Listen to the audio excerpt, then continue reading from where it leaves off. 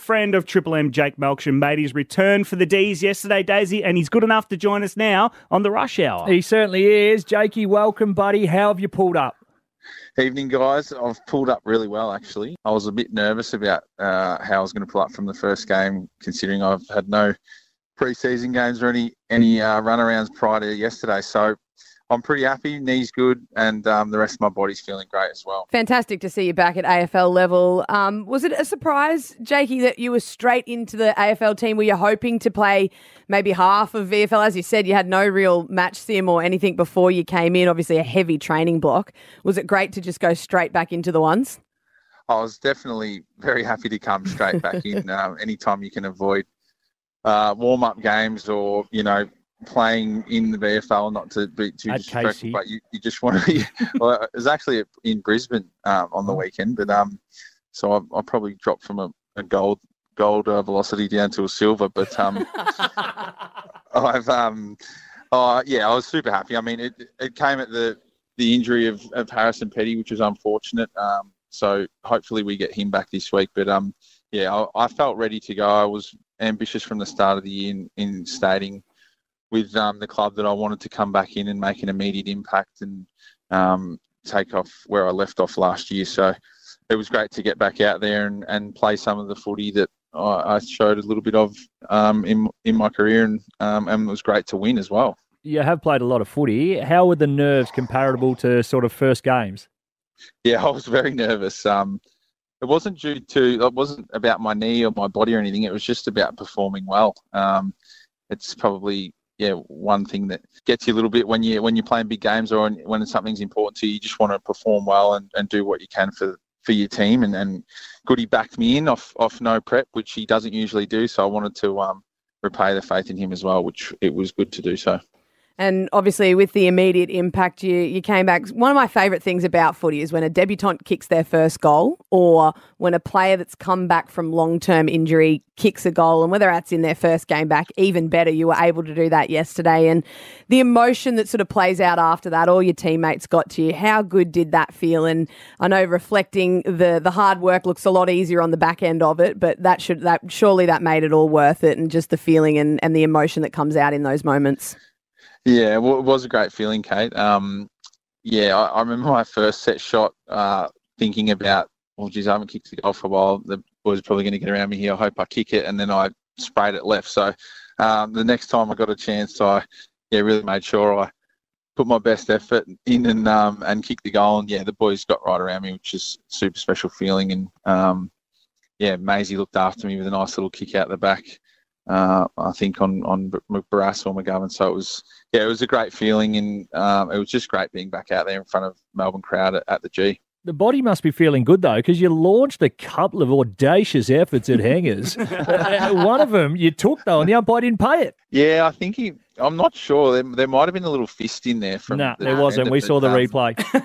Yeah, well, it makes me even more disappointed that I dropped the car. robbed you from a car there. Yeah, no, you're right. I was having a crack yesterday. I've been doing a fair bit of bag work for my knee just to make sure that you're landing properly and stuff like that. And having that in my training the last few months has inspired me to try and take a few hangers. So, we'll see how we go. And the big man, Maxi Gawn, he's pulled up a little bit sore. Obviously, you're probably going to give us a nice straight bad answer here, no exclusives. But how's he tracking? Any progress on the big man? There's no doubt he'll be sore. I think he nearly kicked Harley Reid's leg off when he went to kick the ball. And it's a tree trunk of a leg, isn't it? Yeah. So, he had some scans today, and we're still waiting to hear back on what comes of that. But, he had the ice on the ankle, and he's got really big, fat, ugly ankles at the best of times. So the big purple bruising on it yesterday didn't look too different to what he usually rolls with, so I'm sure he'll be fine. Melky, have you been strutting around the club calling yourself the difference? The difference? No, not at all.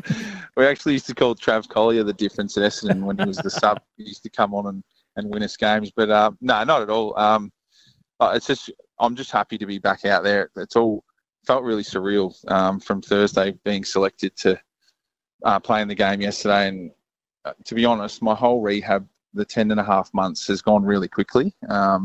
Once you pour yourself into your rehab and your training and getting around the group throughout the season. Like I spent 17 rounds on the bench, with the boys each week. So it was the natural progression to go from the bench to the field. I started in the coach's box as well early on. So, just great being back out there and getting amongst it. When it happened last year, was there a moment you thought this could be it?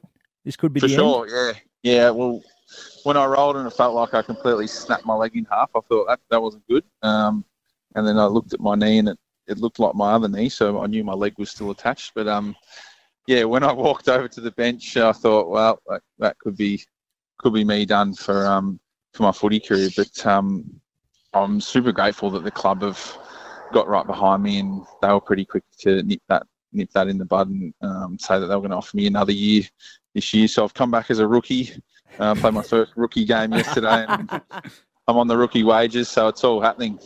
Now, you mentioned your role on the bench. I thought you were doing a very nice job maintaining a lot of composure down there. They've obviously lost a big out then from the bench coaching. Who stepped into that role, and do you think they're going to offer as much as you did? I think Christian Petrarca was going to step into it, but the poor bugger's got a bit of appendicitis, I think. So he's a little bit crook, and he might step back into that in the next week or so.